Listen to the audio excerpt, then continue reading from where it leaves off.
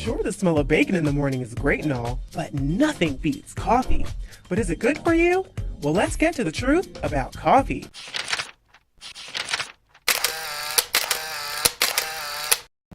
Can you get addicted to coffee? No! Now, if you've been hopped up on caffeine for years and one day you suddenly switch to decaf, your head's gonna hurt, but the withdrawal is only temporary.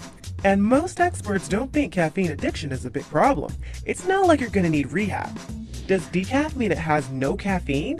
Not quite. A regular cup of coffee has around 130 milligrams of caffeine. A cup of decaf has about 5 milligrams. That's about the same amount as a cup of hot cocoa, or half of a bar of chocolate.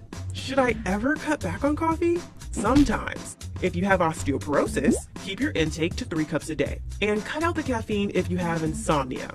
Also, while caffeine can get rid of headaches, bigger coffee drinkers have a bigger chance of getting migraines. So if you drink another cup, that relief might only be temporary.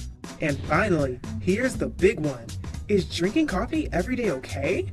Yes! It turns out if you drink up to 3 8-ounce cups of coffee every day, you actually get a lot of health benefits. And we're not talking little things. No, coffee drinkers seem more protected against big things like diabetes, Alzheimer's disease, Parkinson's disease, liver disease, and gout. The truth is, coffee is good. So go ahead and fill her up.